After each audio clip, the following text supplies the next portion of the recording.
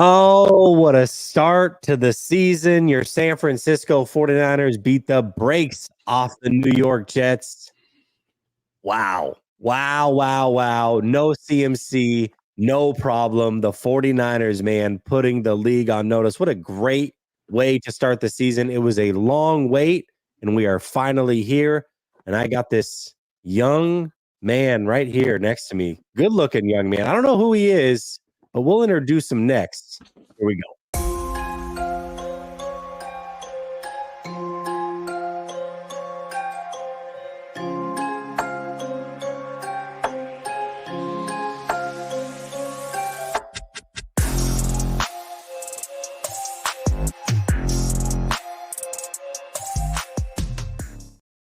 All right. Welcome back to Last Second Sports, where we are giving you our take down to the last second. And it's the first post-game show of the season. And I got my guy David with me, looking 10 years younger with no facial hair. What's up, David? Oh, man, what a game. What a way to start this bad boy. Just good to be back with you, man. Good to be back doing these post-game shows. Awesome to do it off of a big win, prime time, only game going, last game of the week. I got my Iowa beer because my Iowa State Cyclones, Brock Purdy's Iowa State Cyclones beat George Kittle's Iowa Hawkeyes this weekend. I'm going to pour that bad boy. We're going to start talking ball. Oh, yeah. Here we go, baby, man. What a great way to start the season. And it started out a little shaky because before the game, we got notice that CMC was not going to play. Now, I don't know if this was something that the 49ers knew, and then they were trying to act as if he was going to play. CMC sure seemed confident himself that he was going to play. I didn't add this to the topic list, but we talked about it regardless. So let's talk about it here. CMC not playing, 49ers route. Jordan Mason looks phenomenal. And this is an injury that started at the end of last year, has now reflared up during this training camp. We were there when it happened. And now we've gotten word that he might not play next week. With how good things look today, should the 49ers just consider maybe putting him on IR? 100%. I mean, I think they consider it. I don't think and so that's the idea that I think that you didn't put this on there, but you did. There's a question that I had about, was this offense going to be able to run this run game, going to be able to play with Jordan Mason? I think you have no idea how many texts I was getting all night. And I'm living in Minnesota. I'm getting Vikings fans, Packers fans, friends back from Iowa, who are big Purdy fans, things like that, or like Breece Hall fans. They're like, this dude's for real. This dude's got juice. This dude's like, he's trucking people. They're afraid to hit him. They're like, and what was amazing about a lot of Jordan Mason's runs was that it was in between the tackles. Like it was, and he was looking for contact. He was bruising people. He was abusing people. And so, yeah, my thing is, look, I told people pump the brakes. CMC was almost MVP of the league last year.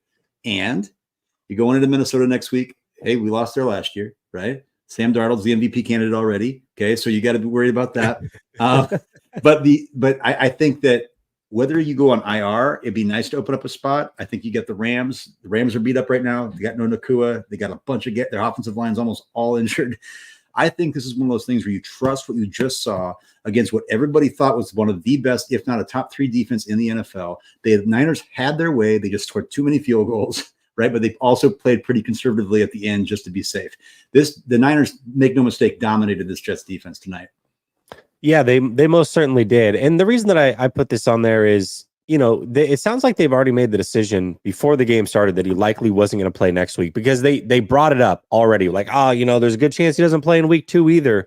So if that is the case, now here's the hard part, though, is that you only have so many IR spots and so many guys you can bring back. So it just depends on how bad you need that roster spot. But what I want to say is that Mason, after tonight, if there was any question or any hesitation, it's like, well, now you're good. Like, clearly you're good. I just want CMC to be right. And coming off of the season last year where I don't know how many times we did a post-game show and we're like, dude, how many times is he going to touch the ball? At some point, man, like, get somebody else in there. Mason's a capable back. Well, now coming off of a long season for CMC at 28 years old, it's clear that maybe it would have been nice to hold some of those touches for him last year, right? Hindsight's 2020, but here we are. So why not ease him in? And if it means putting him on IR, if that is the best thing for him, I just don't see this injury that lingered all offseason, technically started the year prior Yep. getting better in just 1 week. So why even risk anything when you've got good things going? And the schedule is very, very favorable to start the season. Well, and like you said, Jesse, there's a lot of questions that I know we were going to get to. That's all dovetails into the CMC decision, and I think you pump the brakes on overreacting to one game. I did think I wouldn't say Aaron Rodgers shit the bed, but I would say Aaron Rodgers. I think people need to pump the brakes on what he's going to be this year. I think he looks slow. He made some bad decisions. He had some drops from his guys, but I still think this is a legitimate team. They come in on Monday Night Football. Had a lot of teams picking the Jets, a lot of teams picking the Jets to cover after that. I think that you got to trust Jordan Mason. He had 28 carries tonight, and that shows the next closest with Debo with 8. Okay, so I think Joe Mixon had 30 carries, and then Damian Pierce had 3. It was pretty close to that type of ratio. Like Kyle clearly showing that he is willing to run, this workhorse. And I think you go into Minnesota next week, run defense is much worse. Okay, and I just don't see any reason why they should go to CMC too early. Let him heal, see what's happening, have him come back after the Patriots game, and he'll be good.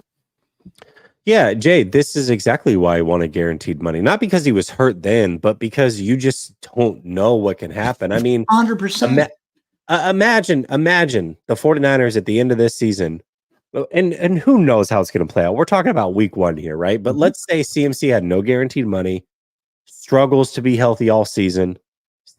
Jordan Mason looks as good as he did tonight. It's like, well, no, we're not going to pay you anymore. You can leave. No more guaranteed money. We're moving on. This is exactly why a guy like CMC and Trent Williams, by the way, do want that money. You just never know what can happen. This league moves very, very quickly. This is exactly why CMC wanted to get paid. I don't think it was a premeditated. He wasn't injured or anything like that. But this is a reason why these guys want to get paid. Dave Barclay says, so what do we think? Bad offseason, good start. Not a good start, a great start. A great start. Samir says, CMC plus Mason is the best running back room. Too soon? No, not at all. No, not too soon at all. Not too soon. As long as CMC is even close to CMC, not too soon. Dave Barclay says, can you imagine CMC and Mason together? No, but it'll look great. Brother Bob says, Moody, you're right. I'm wrong. You're not Buns anymore. Hey, great night for Moody, man. Great night from Moody. Dave Barclay says, Colin stopping the run up the middle too. It's about time. Yeah, there's a lot of good to glean from this game. And Dazza says, O-line and run D played well, which is good. Okay, great comments, because it kind of brings us to the next point. You said one question you had going into the game was, and it was a late addition, right? How well can they run the ball without CMC? Yeah, I think you got it. Your answer is a resounding yes, or they can run it great. Absolutely. And I was going to say CMC and the ham sandwich is the best running back room in the NFL. Like, let's be real about that. Okay. Like CMC and Jordan Mason, it's not even close. And it was a question. I thought Jordan Mason would perform well. I mean, it's so well that I actually I picked him up on fantasy last week. I played him over Garrett Wilson and Brandon Ayuk in my flex. I did think he could, be productive. I didn't completely think he would do exactly what he did. Right. And I think what you're seeing there too is also the other question that I had that were answered questions is, how's the O-line going to hold up? There were some hiccups early with some pass protection for sure. But in that run game, boy, there's 4 of the longest runs they had all night were right behind Pooney. I think that it's so refreshing now that you can actually run to the right side of the offensive line. And you saw a lot of Jordan Mason having success on both sides of the line, particularly on the right side. I just think that bodes very well. So my question about, is the O-line going to hold up? There's still questions. I don't think that's fully answered yet. Can this run offense produce at a high level with Mason without CMC? I think the answer is yes. And the other question I had is about the run defense. We talked about this all year. We talked about this all offseason, Jests. Like, it was putrid. It was putrid. And it was the reason why they fell apart near the end of the year after Eric Armstead went out, after Cleveland Ferrell went out. Looks so much better. Malik Collins just played out of his absolute mind. Looks like it's going to be another one of those Charles Omenihu pickups. And I'll tell you this, the questions aren't answered there, but boy, that helped answer it quite a bit. Yeah, most certainly. It's I saw multiple people and you said it as well. You played Mason in fantasy. I was down quite a bit going into tonight, and my opponent had Greg Zerline and Garrett Wilson. I picked up Mason because CMC was a late scratch, picked up Mason and had Debo. I ended up winning by 0.72 points. Okay, you heard it here Great first. win. The 49ers are winning the Super Bowl because Jesse won by less than a point because of picking up Jordan Mason. Just get tickets to the parade right now. I just throwing it out there. And I will be in attendance for the NFC Championship game again, which is a guaranteed win. David and I will be there. Okay, questions I had, two of them really. How would the run defense hold up? And you talked about it as well, but this is something that last year when we looked at the run defense, it wasn't often that we got to see the run defense really tested because the 49ers were blowing a lot of teams out. However, in the few games where things got close, the run defense was very shaky at times. Okay. Now they lose Eric Armstead this offseason. They go in and add a guy like Malik Collins, played phenomenal today, by the way. They have some other changes along the defensive line. And the biggest thing for me was no Dre Greenlaw, no Hufanga. It's like, okay, well, you're going to get tested. We won't have all the answers, but you're certainly going to get tested with Breece Hall on the other side. Breece Hall is one of the better running backs in the game. If CMC is the best, Breece Hall might be the second best. He's a very, very good player, and he's a do-it-all back. Man, this 49ers run defense couldn't have been more impressive to me. What a great way to start. Completely answered that question, at least for week one. And then the other question, obviously, is the O-line. You know, we know that during run plays or in the run game, they can be dominant at times, but it's can they protect Brock Purdy? Now, I don't think the Jets without Reddick have the best defensive pass rush, but they have a good enough one to test at least some of these interior guys. And I feel like the 49ers offensive line did a really, really good job. So for me, both the questions I had were completely answered by the 49ers. Great job by them. Yeah, and I think this is the thing of the run defense. You mentioned Breece Hall. Like Breece Hall's he was operating last year with the worst quarterbacking that maybe the NFL's ever seen. I mean, honestly, that sounds hyperbolic, but it's pretty true. I think Troy said the same thing tonight. And his ability to get volume and his ability to get like yards. They said, he couldn't produce in the red zone. Well, it's because they're never in the red zone, and then they were all keyed in on him with like 8-9 guys in the box. Breece Hall's legit. Right. There's a reason Breece Hall is going like number one in fantasy, right? Like he's a dog, like he's a workhorse. And and Breece Hall got some nice plays in there, no doubt about it. Right. But what they were able to do in neutralizing that, especially after Garrett Wilson got started, where there were some weird coverages and things like that, I felt like they just went to their bread and butter. They had a couple, misplays, but boy, that run defense to me makes me feel a lot better going into Minnesota. Aaron Jones looks pretty healthy, looks pretty spry still early in the season. You're going to have the Rams with Kyron Williams, and you're going to have the Patriots with Ramondre. But yeah, I think it bodes well. Yeah, and I've seen a lot of people, a couple in this chat, but a lot on Twitter actually, and some DMs talking about it as well. Really kind of questioning Bosa. I mean, listen, I know that Bosa didn't necessarily take over the game, but what were your thoughts on Bosa? People are saying he's overpaid. Here we go again. He's not doing anything. Did you have a similar thought or just any thoughts about Bosa in general? Early on, and I will say it's hard when you're not watching the all-22. It's hard when you're just watching because you're keying in, but then you want to watch the whole play, right? So you can't play it back. You can't do those things. I will say this. There were definitely times where Tron Smith was holding. I get that. It wasn't. So every time, though, when you see an offensive line from that angle with an arm like that, if they're not holding over here and the guy does, and Bosa's very famous for doing those, like hook moves underneath, that by rule, as long as they're not like if the defensive end puts his arm underneath, like they're not going to call that. And I think that Bosa's got to figure that out. And let's put it this way. There's no conspiracy against the 49ers. The 49ers got plenty of calls. The Jets had some calls that went against them, vice versa, right? Bosa's a dog, right? Obviously. But I would like to see, it took a little while for that engine to get running hot. And it took a little while last year too, let's be honest. And we need, if we're only rushing 4, and the Niners love to do that. They love to predicate their defense, and you want to do that. they have to be able to trust that there's a little bit more disruption than I think there was tonight earlier, but I'm not panicking.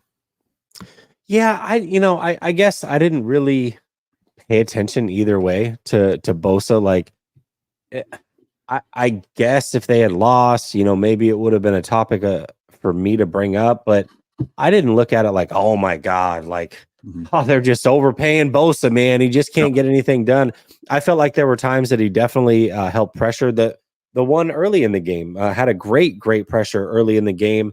And then I think there were a couple times he was probably held. Again, I'll watch the all 22 and make a decision there. But I thought Bosa was fine. And really the run defense as a whole was good, which means Bosa was a part of that as well, I got to imagine. So it is hard to single out one player. And I know that they're paying Bosa a lot of money and you expect sacks and all these things.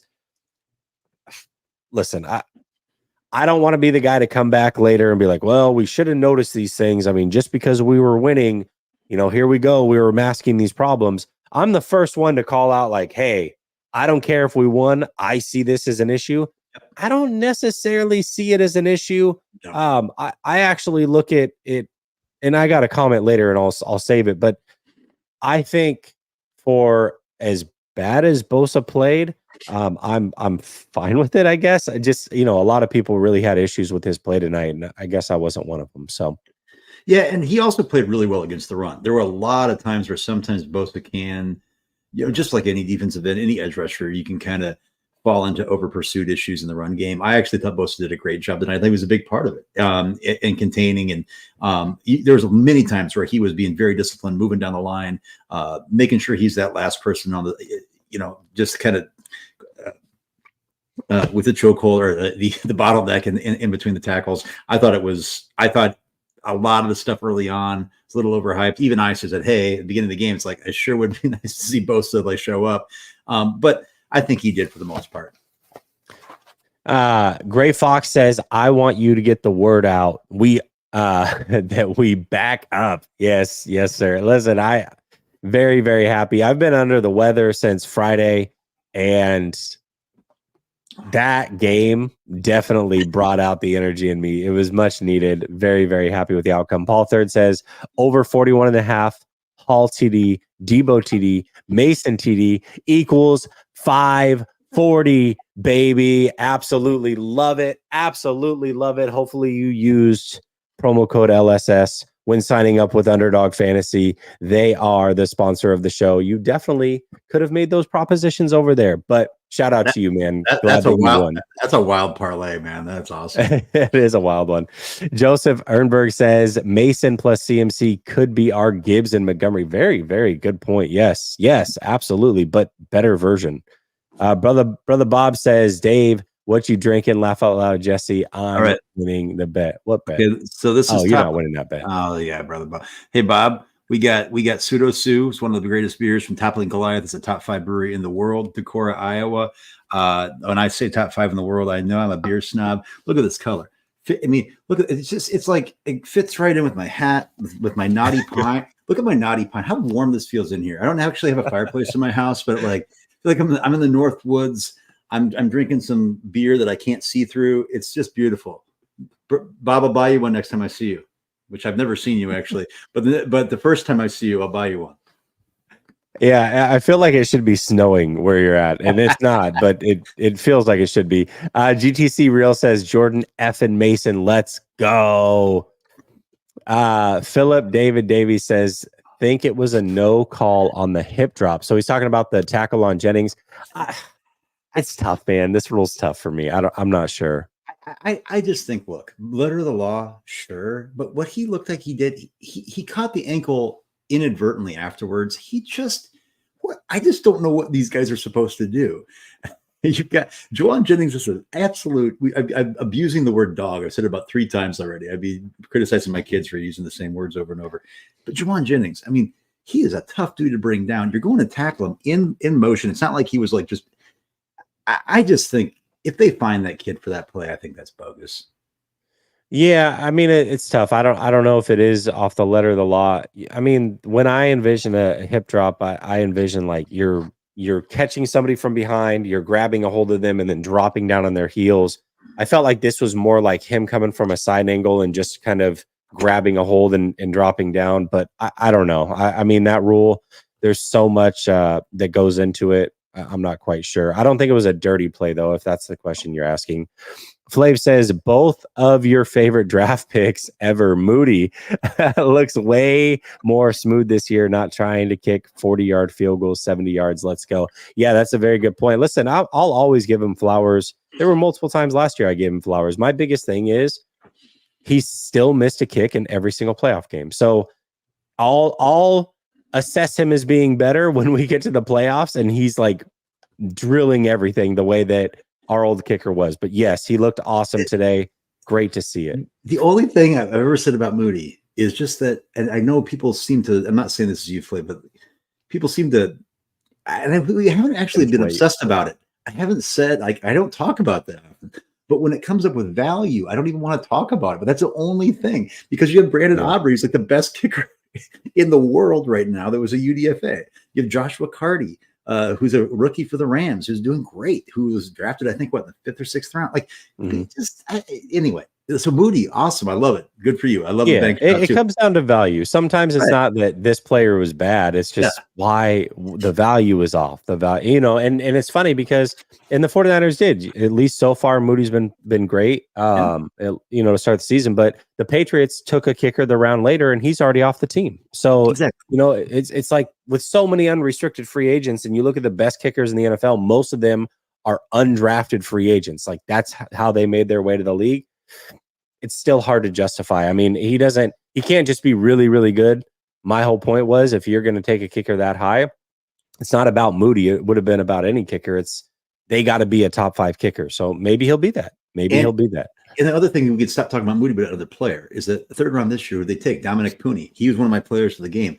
Dominant in the run game. Like, you don't hit on all of them. The 49ers haven't, but the chances of hitting on somebody who could be a starting offensive lineman, I'm going to take that.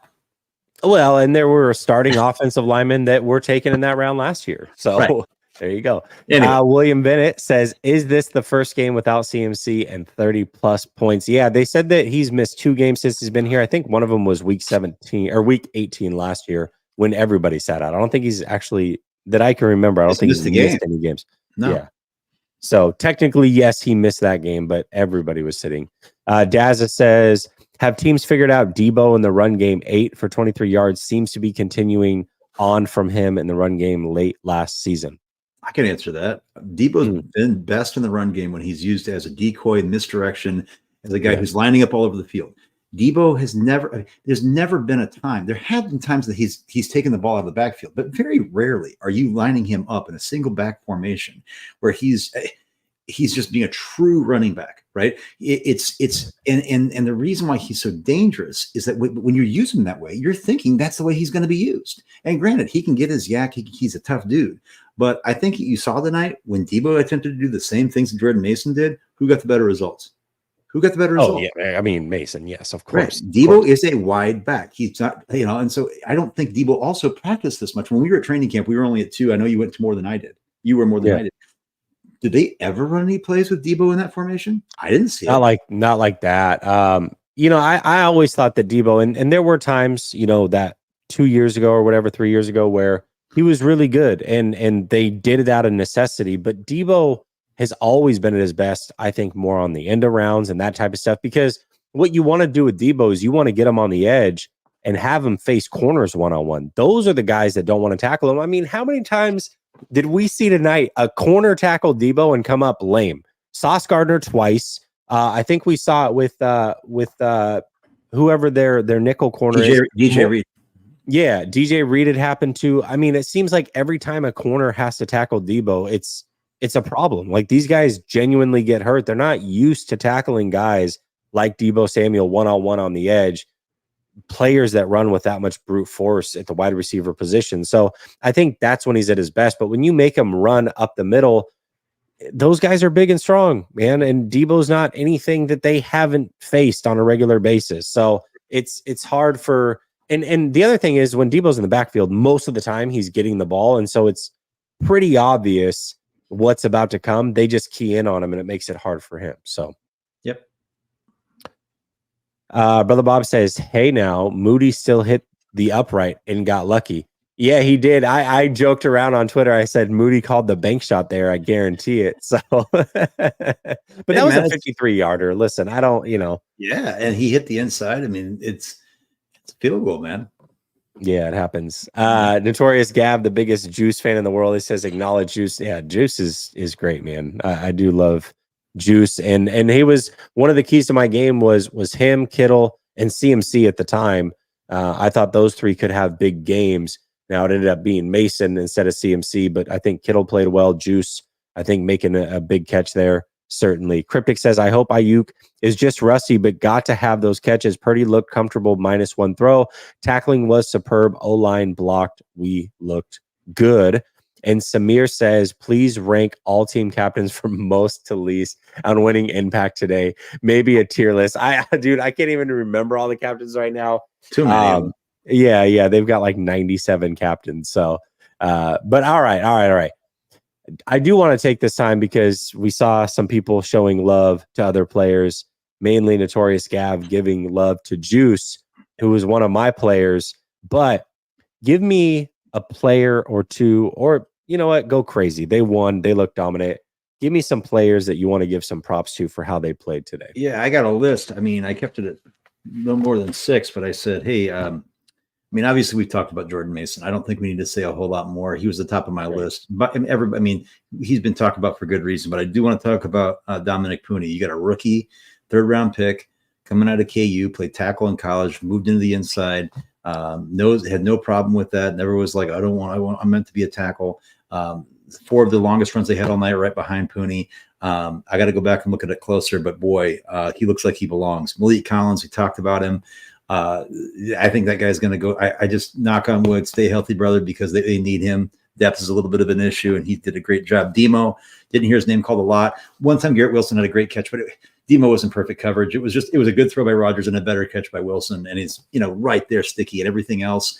The touchdown to Lazard, Demo had handed him off to Tig, and the safeties screwed it up. I mean, he had the tip that ended up being intercepted too. Exactly. And so he's all over the place. Juwan Jennings, I mean, the dude just can't say continues to make man. plays, man. And the last guy I've got to say is All-Pro Fred. Fred Warner, he set the tone from jump, right? Like and you can never say, like, there's times where Fred is. Everybody has a bad game. Tonight, Fred, like, you could just, his energy, his intensity, his leadership, making the call. I mean, he got those guys together and he kept that intensity up all night. And I just can't say enough about All-Pro Fred, man. No, definitely. And it seems like a lifetime ago when the game started and he set the tone and punched the ball out of Breece Hall's hands. I mean, that really set the tone for the game. And Fred Warner, without Dre Greenlaw, I wanted to see that too. Not that I thought he would be bad, but you just knew that he had to do more. And that sounds crazy because he does so much, right? Yep. But you knew he had to do more. He did more. If it was possible for Fred Warner, the best linebacker in the game, to elevate to another level, tonight he elevated to another level. And I feel without Greenlaw, like, that's going to have to be a consistent thing. And he did fantastic. I had almost the same list. I did have Moody on my list, which we already gave love to. You have to give love to Moody after a 6-for-6 day. But also, how about Sorensen? I know he's not a player, but first time calling the defense, first time ever he's called defense. And I feel like he put together a really, really good game plan for tonight. Those boys looked ready, and you have to credit him. I mean, we've seen it often, and we'll see how it goes throughout the course of the season, but we've seen some really good defensive coordinators who ended up being head coaches struggle a little bit early in their careers calling plays here.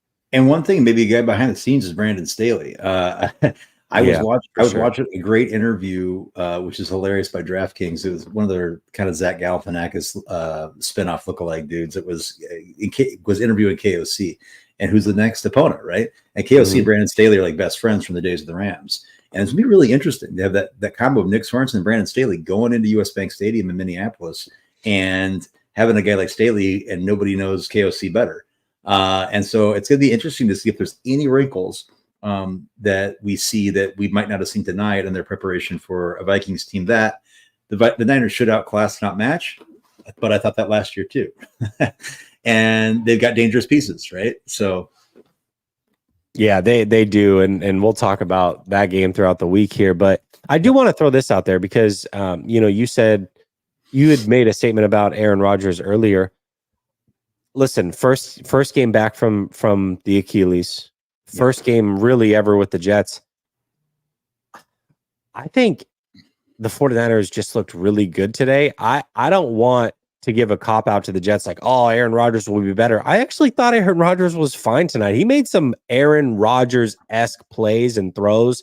Yep. Maybe he's not as mobile as he once was, sure. But as far as his arm talent, it's clearly there. There were 3 throws that were just like, dude, you're one of the few guys that can make that consistently. He's still a very good player in my mind. And I think that makes tonight what the 49ers did even more impressive, because if you had told me Aaron Rodgers looked like 90% Aaron Rodgers, Breece Hall, this offense, I would have said, yeah, it might be a tough night for this defense. And it was not. Well, I would also say the 49ers did a great job because the Jets offensive line and pass protection was actually pretty solid, right? Mm-hmm. Like, and the fact that the defense did that never, like, they didn't break, and they rarely even bent that much. They got the timely turnovers, but those were turnovers that were not lucky. Like, those are turnovers that were forced by the 49ers, right? Like, great play by Demo, very intentional. Like, that punch was coming from a mile away, right, with Fred Warner. They even despite not having the pass rusher, they thought they could, or maybe could. I just think that, yeah, I think Aaron Rodgers, I don't think he shit the bed. I said before I thought he might, but I don't think he played well. And I think I don't want to diminish the victory, but I don't see this Jets team. I don't see them winning much more than 7 games this year. Maybe I can see them going 8 and 9. I think at most. I just don't see it. Yeah, most certainly. I see some discourse around Brock Purdy in the chat. Listen, I know he's the quarterback of the team. I know that he's early in his career. I know that they're going to pay him big money next year. So we want to have every game and every throw just analyzed under a microscope. Yeah, I can't do it all season. Like, I'll tell you what I see if it's worth talking about. I feel like down the list of things to talk about tonight, Brock Purdy's way, way, way down here. Right. And that's because he did exactly what needed to be done to win the game. Was it a perfect game? No. Did he have some off throws? Sure. But it's not, this is a very, very good pass defense for one. Second of all, no CMC. And to me, it's not about stats. It's not about every throw in and throw out. It's, can you be timely? In a game like this, they didn't need him to be a superhero. And for him to not play like a superhero, one, without CMC there, I think a lot of young guys would try to do too much. He did not. He stayed within the confines of the offense. And can you make timely plays? I felt like he did both of those fantastically tonight. I have zero issue with what Brock Purdy did. And I want to go back to this. Guys, we're talking about the Jets defense here, the secondary, the corners are some of the best the cornerback room in the entire NFL. Okay. Brock Purdy, actually, there's a couple throws. Yeah, I could go back and remember a couple of them that were nitpicky. I don't remember any of them that were like that one where Saubert and Ronnie Bell were kind of in the same spot, which is kind of a weird, like, I don't know what was going on there. He probably shouldn't have thrown that one. And there was one or a couple, but like, quarterbacks aren't going to be perfect. I actually thought Purdy did play well. I thought he didn't make crazy turnover worthy plays. I thought he played within the system. I thought he evaded pocket pressure a couple times. And you know, like, Mahomes does this to him. You say like the short game where a couple times where he's like pointing this way, pointing, and then he's going back just to get what he can. Right. Again, we didn't talk about him as player of the game, but if I look back on it, I'm very pleased with the way Brock played. I thought he played composed. I don't think he got panicked. I thought and when you're running the ball as well as you are, it was very complimentary. Should have had a touchdown to Ayuk. Right. Probably should have had, maybe the juice play is almost there. Right. Like, people box score scout too much. And I actually, if I had anything critical, I'm not a homer, I'll talk about Purdy. For sure. I don't think there was anything there in that game where I'm like, oh yeah, I gotta, that really wanted that one back here or there, but we chat all game long through text. Was there even any mention of Purdy, good or, I mean, other than a couple good throws, right? We're like, that was a really good throw there. Or that, really timely play there by Purdy. There was nothing. Like, there was one drive where it was like, okay, he overthrew one guy and then he had one squirrely. But other than that, like, I don't know. Like I said, it's, for me, you don't need your quarterback to be a superhero every single game. Know what is available to you and play sometimes within the confines of what's needed. And what was needed tonight was just playing solid and playing timely, and he did both of those. I think what Thomas is talking about, there was one play where Juice was out there and he sailed it, right? And that was a clear miss. That's a clear miss, right? It's a bad throw, right? They also did convert the next play for a first down. So it was like, you're going to have that. You go, if he did that and then he compounded bad throws with mistakes or got frustrated or got down on himself or got the yips because of it, then I'd be concerned. But I think we do have to understand that pitchers like walk people sometimes, like can't find the strike zone for a couple, like it's going to happen. You know, I don't know what else to say. For sure. Dazza says 30 points was great, but 6 field goals. Why weren't we converting more TDs? Hey, my dad texted me. He said, why isn't this a blowout earlier on? I said, too many field goals. And I'll be honest, like I totally get Kyle's rationale, but given another team with 9 minutes to go with 2-score game, I really felt up 13 with 4th and 1. You're running the ball down their throat. I feel like, and you go back to the Super Bowl. I know nobody wants to talk about that, guys, but like, there are times when you have to develop a pattern of confidence in your team that says you're just bullying them. You sent me that like they're being bullies, right? You tweeted that out. Yeah. You've been bullying them. It's bully ball. Just go get that first down. And you know what? They might have scored a touchdown on that run. And then the game is absolutely over. And I just want Kyle to not, and there are some times with Kyle, you know how he is. Early in the game, you saw Jordan Mason of the first series, then it's back to Debo. I'm like, brother, trust the guys you got here. Trust the guys to do their job. That's all I want to see Kyle do. Yeah, Grant had a timely tweet. I think it was like right after the Jets had scored a touchdown, maybe, and kind of closed the gap a little bit. And he said, enough of Debo. I forget the timing on it, but he said, enough of Debo, more Jennings, more Kittle, more Mason. And then the next drive, that's all they did was those 3 players just boom, boom, boom. And they just cut through the defense like a Swiss Army knife. And yes, it's like, listen, you know, Debo was a heavy game plan in the Super Bowl. Didn't work out for him tonight. It's not like Debo was bad, but you do have other players. And you know, at times Kyle can be frustrating. I'll say the trick play on 3rd and 5. It's like, dude, well, early in the game, that was, you know, one of those situations where the game was close enough and you're doing a double end around and some craziness. You lose yards. It ends up being a 51-yard field goal attempt instead of a 47-yard field goal attempt when you could have just thrown the ball with Brock. It's like, just sometimes he gets weird and cute, but ultimately I think Kyle called a really, really good game. Yes. But there were some times where it got squirrely. I agree with that. Dave Barclay says Pooney, Green, Collins, Ward, Floyd, and Jennings. Those were his guys he wanted to give props to. Cryptic says the run D was nice to see. Was it an anomaly? Oh, that rhymes. I don't know. I mean, that's the season, right? Week 1 is week 1. That's great. We'll see as the season carries. But for me, you couldn't have played better. Like you couldn't have answered the question any better. So for right now, I feel really, really good about this run defense. And with Greenlaw and Hufanga eventually coming back, I feel even better long term. So, yeah. Brother Bob says Bosa needs to take over games with his salary. I get it. Yeah. But not every game is going to be like the most dominant game in the world either. Like, I don't know. Yeah.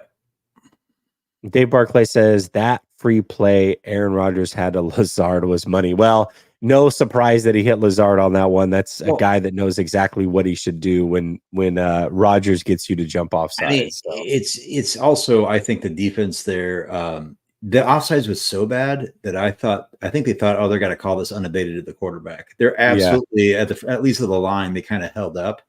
Mm-hmm. And then Demo rightfully handed off to Tig, and it just, they blew their coverage. It was a completely blown coverage. It was a wide open receiver by 7 yards. It wasn't that, every quarterback's going to make that throw. Yeah. And and Rodgers historically has been great at that. I mean, that's what he does. He's in every game he's in a catch one, and that's it's just what you live with. Philip David Davies, that's a heck of a name, says Purdy had a good throw to BA in the end zone. It's a great throw to BA in the end zone. That was not a good throw. That was a really, really good throw. Yep. So, yes, I agree with you. Okay. So we've watched week 1. Again, no overreactions. I put out a video after the Eagles and Packers game, and I put out a video after last night's Lions and Rams game, just talking about the fallout and how these teams look to me, because these were the 4 teams that I think most of us coming into the season said, hey, these are the 4 teams that we got to look out for. Some people would say Dallas, some people had Tampa, whatever. But for most people had these 4 teams, and they happen to be playing each other. Yeah. So I don't want to put too much into week 1, David, but Mhm. based off of what you've seen this weekend in the NFC, is it still clear the 49ers are the team that everybody's looking up at to you?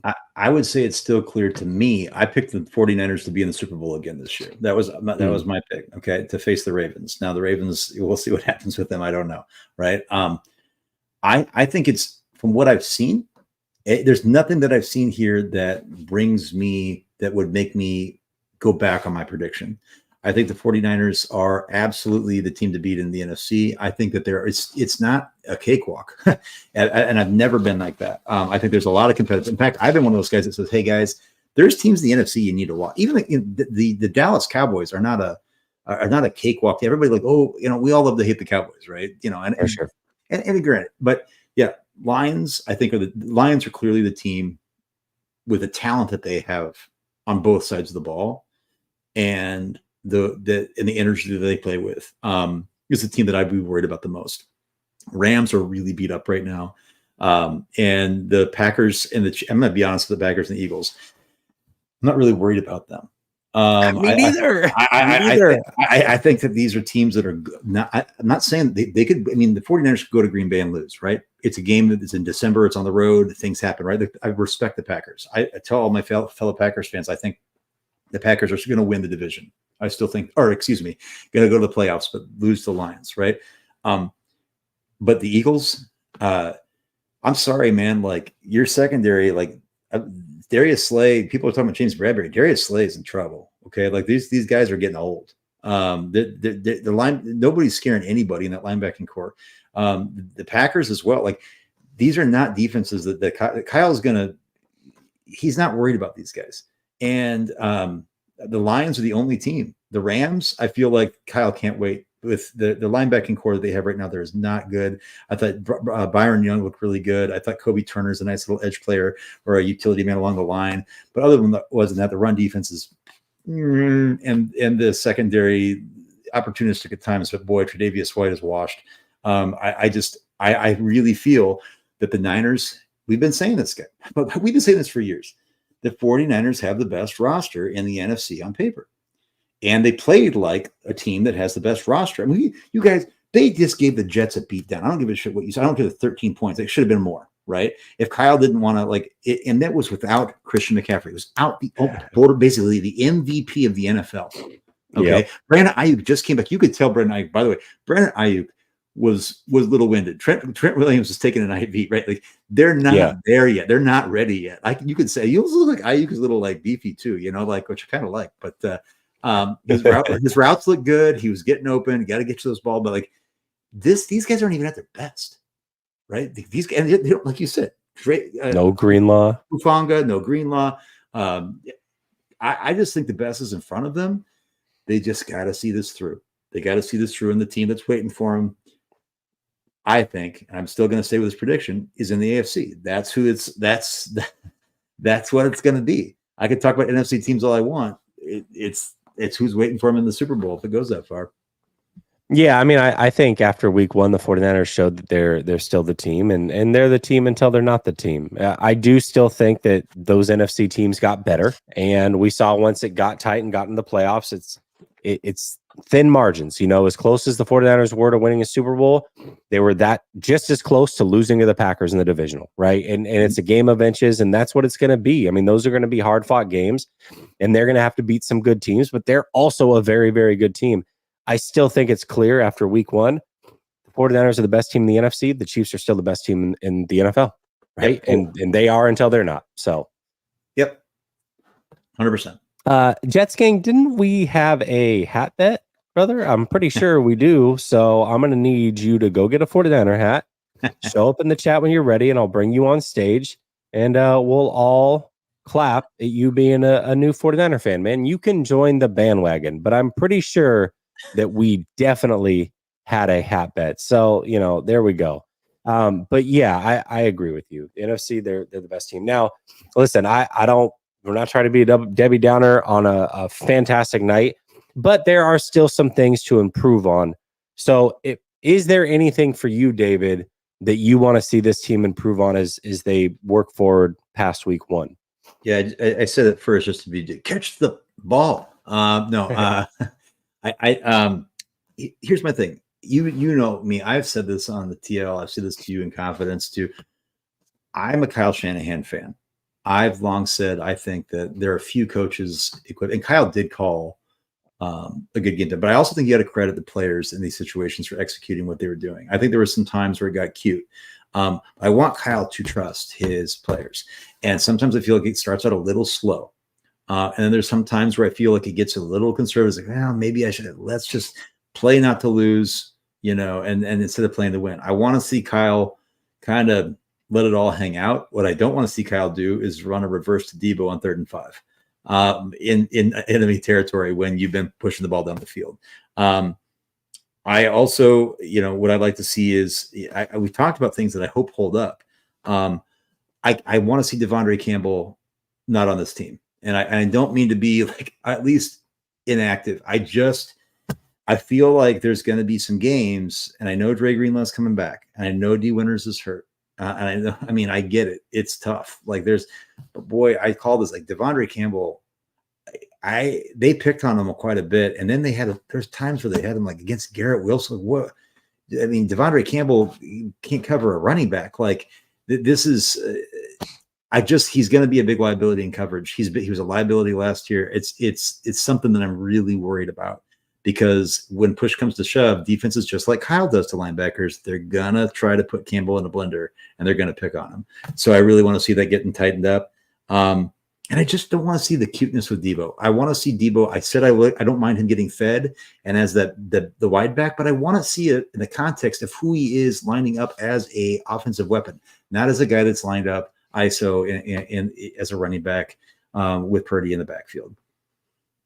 Yeah, absolutely. And I want to add too, is as great as it looked, it could have been so much better, and that's crazy. It's crazy to say, because when you really look at it, people were talking about Bosa earlier. Okay, let's add him. Let's say Bosa didn't have his best game. All right, fine. But neither did Ayuk. He didn't look like Ayuk tonight. Trent Williams first of all, shout out to Trent for playing all game after getting paid and missing all of camp. But there were times where like maybe he didn't look at his best either, right? And it could have been fatigue, what have you. They didn't have CMC, and they're getting players back. So some of the best players on this team didn't play near their best, and it still looked that good. That's crazy to say. I mean, a lot of players stepped up and did what they needed to do. So yeah, I would say, in the Super Bowl, some of their superstars didn't play like superstars. I would say tonight, some of their superstars didn't play like superstars. Now the Jets are not the Kansas City Chiefs, and week one is not the Super Bowl, so it didn't matter. But you do need your superstars to play like superstars in the biggest games, and that's what I want to see from them going forward in some big-time games, primetime games, what have you. But again, this is being very nitpicky on a night that is celebrated. The 49ers start out 1-0 and look amazing. Absolutely. Dave Barclay says, I do predict the Bucks in the playoffs, though. Sleeper. Well, they made it last year. I don't know if they can be a sleeper after making it last year. He says, not saying they threaten us, just an outside curve. I feel you. Cryptic says, we all knew Mason had the potential and he lived up to it. If you were coaching, would you rush CMC back or wait until he's 100% healthy? We talked about it very, very early, Cryptic. I don't think you were here. We said if it means he needs to go on IR, I feel very, very comfortable with that happening. I want CMC at his best. And when CMC comes back, I don't need him touching the ball more than 15 times a game for the first 3, 4, 5 games until he's fully eased in and ready to go.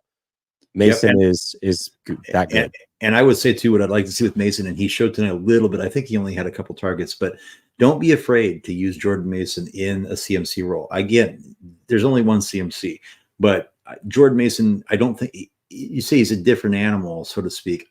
He's worked really hard in the offseason about being a guy that can be a utility back, a 3-down back, right? And Kyle didn't take him off the field hardly at all. So this idea that like I'd like to see that unfold a little bit more, and I'm sure it will. I don't know how long they had this in the works. Like, like John and Kyle say a lot of things in front of the microphone. Yes. CMC says a lot of things in front of the microphone. And then all of a sudden, imagine everybody's surprised. Like, I don't know if this was as big of a surprise as people thought. I'm not saying conspiracy theorists. I don't buy that. I think they were. I don't think it was a surprise for the 49ers at all. It was a surprise to us, the way that they had talked and all of that. The Jets, the 49ers do. Yeah, and the Jets, which really is kind of what they want, Yeah, exactly. So they played it very, very well. Dave says, Dave, do you ever go back and look at old film of you on here drunk? Ha ha ha. Hey, we don't go back and watch our old film, right? I feel like that's a narcissist thing to do. I tell you what, I would love to watch the all 22 of that. It's like, okay, you know what? Just for you, Dave. Next game, I'm going to be at the Vikings game. I know Jesse Medusa, but I'm at least going to come in here. I'm going to have my StreamYard app, and I'm going to have a lot of beverages, and we're going to go right from US Bank Stadium. Now I'm going to be good. I gotta go home afterwards, but we're going to have fun, and hopefully I'm going to show it. I'm going to be with some Vikings fans. I'm going to rub it in a little bit, and maybe you'll see me compromised. I don't think have a little having a little fun after the game. Yeah, but he'll be at the game, so there we go, man. Have all the fun in the world. Dave says, see, Trent got an IV towards the end. Yeah, it's funny. Before they said what it was, we were texting the group chat. I was like, big fella's tired, man. He's going to get an IV. He's a little dehydrated. So you knew exactly what it was. He looked over at the trainer and was like, yo, let's go get juiced up here. Brother Bob says, Dave, I will never forget Dave repeating Purdy fan. I don't remember that. I don't know, man. Hey, listen, David doesn't have a hard time coming on here and having fun. Maybe once or twice he got a little squirrely, but we enjoy it, man. We absolutely enjoy it. Dave says, love you, Brother Bob. And then he says, I'll be there, Dave. Cannot wait. Oh, be here. Yeah, I'll be there. I'll be here. Yeah. I've only had one tonight. Yeah, and it's it's a little sip there. You go. It's school night. I got to teach tomorrow. It's a school night. Yeah, it's a school night. There you go. David, is there anything that you want to add before we get out of here, brother? Putting a stamp on week 1 for the San Francisco 49ers. Well, I just like to say, hey, it's 17-game season next week in Minnesota. I was there last year. A game I thought they should have ran over them. Didn't end up happening.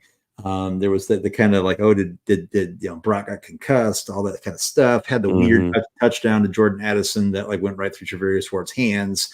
It was a really weird game. CMC fumbling inside the 10-yard line. Like it was a comedy of errors and a game the Niners should have won. So I think that Kyle's want to go in. KOC is a really good coach, knows him really well from that Shanahan style tree, right? Brandon Staley, KOC best friends. I think it's gonna be an interesting game. Justin Jefferson, Jordan Addison, Aaron Jones playing well, Sam Darnold, a guy who the Niners know really well. And an offensive line that the Vikings have that, like the Jets, are pretty stout and pretty good in pass protection. Christian Darren saw Brian O'Neill. Should be interesting. I just think that the 49ers are going to have their whip at defense. Daniel Jones is the worst quarterback in the NFL, bar none. And I think you're going to see the Vikings come down to earth a little bit. Yeah, I think so as well. I've got Behind Enemy Lines on Wednesday, so we'll learn all about that team. Okay. And that Dave Barclay comes in. He says, it's all in good fun, gentlemen. Appreciate you. Well, Dave, we appreciate you as well. Matthew Sanders says, Moody and CMC crushed a lot of fantasy souls tonight. Yeah, they did. But Mason did as well, man. I'm telling you, if you picked up Mason late, you're able to get him. Luckily, in my 12-man league, he was certainly not available. He's been handcuffed. But in my 10-man league, he was available, and I picked him up, man, and I got a great win because of it.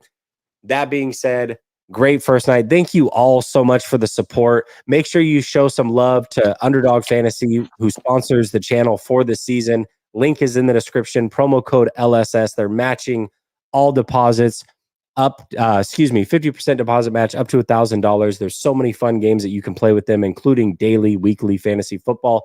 Give them a shout. Showing love to them is showing love to the channel. David, Thank you so much for a great first post game chat. Listen, it's been real. I'll be back tomorrow. Much love. Talk to you soon. Peace.